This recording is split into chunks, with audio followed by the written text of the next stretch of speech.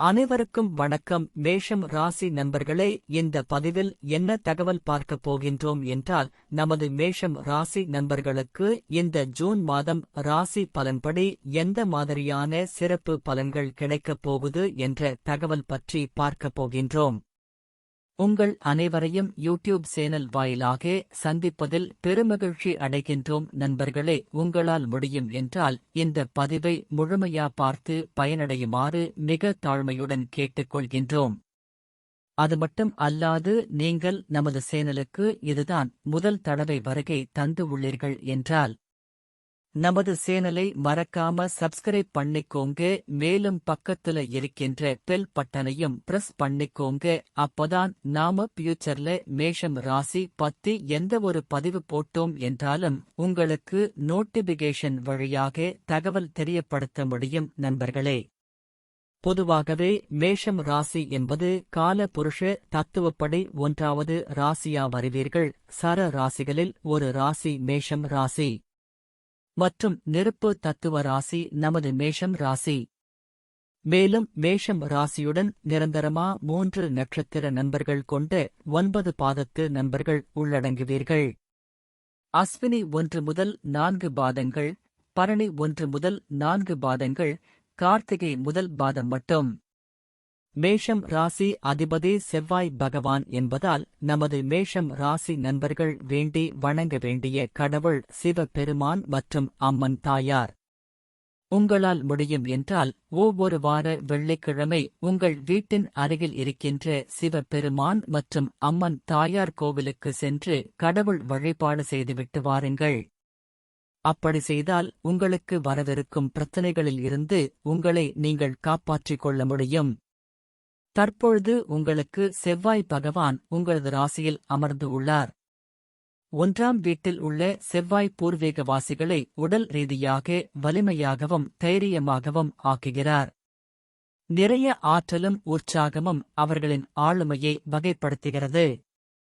1ஆம் வீட்டில் செவ்வாய் இருக்கும் பூர்வீகவாசிகள் தங்கள் தொழிலில் சுறுசுறுப்பாக இருக்க முனைவீர்கள். புதிய மற்றும் புதியவற்றில் நீங்கள் தொடர்ந்து கடினமாக உழைக்கிறீர்கள். இந்த அணுகுமுறை உங்கள் வாழ்க்கையில் நிறைய செழுமையையும் உற்சாகத்தையும் கொண்டு வரலாம். உங்கள் தொழில்முறை வேலை மற்றும் அமைப்பில் நீங்கள் திறமையாகவும் இருப்பீர்கள். நீங்கள் ஆற்றல் மிக்கவர் மற்றும் ஆற்றல் நிறைந்தவர். பூமியில் உள்ள எந்த ஒரு சக்தியும் ஒருமுறை உங்கள் மனதை ஒரு செயலைச் செய்ய வைப்பதை தடுக்க முடியாது. வாழ்க்கை செயல்கள் நிறைந்தது. எந்த சவாலையும் நீங்கள் எதிர்கொள்ளலாம். ஆனால் உங்கள் லட்சியத்தை தொடரும்போது மற்றவர்களை காயப்படுத்தாமல் கவனமாக இருங்கள். 2ஆம் வீட்டில் புதன் இருப்பதால் நீங்கள் சிறந்த வர்த்தகம் மற்றும் வணிகத் திறமைகளுடன் இருப்பீர்கள். 2ஆம் பாவத்தில் உள்ள புதன் உங்களை வரலாறு மற்றும் மதத்தில் ஆழ்ந்த ஆர்வத்துடன் தேசபக்தி ஆக்குகிறது. புதன் உங்களை எதையும் விற்கக்கூடிய நல்ல விற்பனையாளராக மாற்றும். 2ஆம் இடத்தில் உள்ள புதன் உங்களுக்கு நகைச்சுவை, புத்திசாலித்தனம், அறிவு மற்றும் இருப்பு ஆகியவற்றை ஆசீர்வதிப்பார். 2ஆம் இடத்தில் உள்ள புதன் உங்களுக்கு கலை, பொழுதுபோக்கு மற்றும் கலாச்சாரத் துறைகளில் உங்களுக்கு வெற்றியையும் பெருமையையும் தரக்கூடும். சூரியன் உங்களது 2ஆம் வீடான தன மற்றும் குடும்பஸ்தானத்தில் அமர்ந்து உள்ளார். 2ஆம் வீட்டில் சூரியன் இருப்பதால் நீங்கள் சமுதாயத்தில் மதிப்பு மிகுந்தவர்களாகவும் மற்றும் சொத்துக்களைக் கொண்டவர்களாகவும் இருப்பீர்கள். நீங்கள் உங்களது நல்ல கனவை நனவாக்க அயராது உழைப்பீர்கள். 2ஆம் வீட்டில் சூரியன் உங்களுக்கு பொது சேவைகள் மற்றும் அரசியலில் சேர வாய்ப்புகள் ஏற்படுத்தும். 2ஆம் வீட்டில் சூரியன் சில சமயங்களில் ஒரு நபரின் கடின உழைப்பு மற்றும் முயற்சி இல்லாமல் வெற்றியை தருகிறார். உங்கள் 2ஆம் வீட்டில் சூரியன் இருப்பதால் உங்களை மற்றவர்கள் மதிக்கவில்லை என்றால் மோதல்கள் ஏற்பட வாய்ப்புள்ளது. குரு உங்களது 2ஆம் வீடான தன மற்றும் குடும்பஸ்தானத்தில் அமர்ந்து உள்ளார். இதன் காரணமாக உங்களுக்கும் உங்கள் வீட்டு நபர்களுக்கும் ஏதேனும் கருத்து வேறுபாடுகள் இருந்தால் அனைத்தும் விலகும். உங்களது தன லாபம் அதிகரிக்கும். உங்களுக்கு வசூல் ஆகாத கடன் தொகை வசூல் ஆகும். நீங்கள் கடன் வாங்கிய இடத்தில் கடன் தொகையை திருப்பி செலுத்த வாய்ப்புகள் ஏற்படும். கொடுக்கல் வாங்கல் தொழில் செய்பவர்களுக்கு வசூல் ஆகாத பணம் வசூல் ஆகிவிடும். உங்களது பிள்ளைகள் பெயரில் சிறு சேமிப்பு திட்டங்களில் பணத்தை சேமித்து வைப்பீர்கள். குரு பகவான் தான் இருக்கும் இடத்தில இருந்து உங்களது 6ஆம் வீடான ருணரோக சத்துரு ஸ்தானத்தை பார்க்கிறார். இதனால் உங்களுக்கு உடல்நிலை சம்பந்தப்பட்ட பிரச்சனைகள் இருந்தால் அனைத்துமே சரி ஆகும். மேலும் மருத்துவ செலவுகள் கட்டுக்குள் வரும். நீங்கள் வேலை செய்யும் இடத்திலோயோ அல்லது தொழில் செய்யும் இடத்திலோயோ உங்களுக்கு நேர்முக எதிரிகளோ அல்லது மறைமுக எதிரிகளோ இருந்தால் உங்கள் பாதை விட்டு விலகி செல்வார்கள். உங்களது அக்கம் பக்கத்தினர் உங்களுடன் நல்ல முறையில் பேசுவார்கள். முடிந்தவரை உங்களது ரகசியங்களை யாரிடமும் பகிர்ந்து கொள்ளாமல் இருப்பது நல்லது. வேலை செய்யும் இடத்தில உங்களது உயர் அதிகாரி பற்றி யாரிடம் தவறாக பேசாமல் இருந்தால் உங்களுக்கு பதவி உயர்வு மற்றும் ஊதிய உயர்வு கிடைக்கும். செய்யும் வேலை நிரந்தரம் ஆகும். வேலை இல்லாதவர்களுக்கு புதிதாக நல்ல வேலை கிடைக்கும். குரு பகவான் தான் இருக்கின்ற இடத்தில இருந்து உங்களது 8ஆம் வீட்டை பார்க்கிறார்.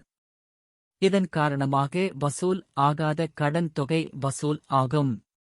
சொத்து சம்பந்தமான பிரச்சனைகளில் இருந்து நல்ல தீர்வு கிடைக்கும்.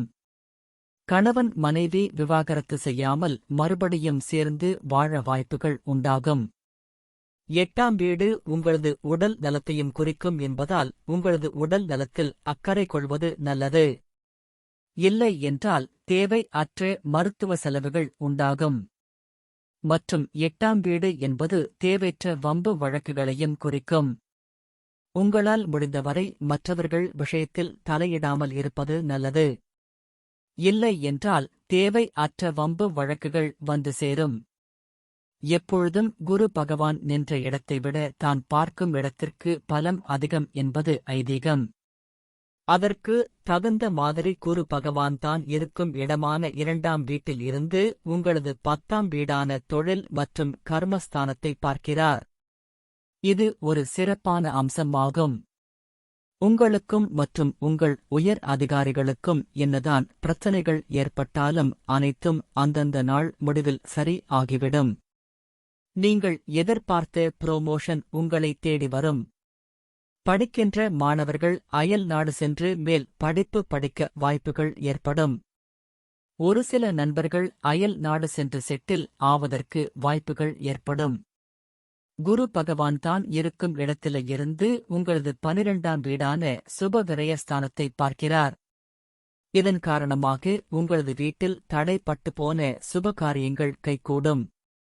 நீங்கள் ஏற்கனவே வாங்கிய சொத்தில் வீடு கட்டுமான பணி ஆரம்பித்து வெகு விரைவில் முடிப்பதற்கு வாய்ப்புகள் உள்ளது.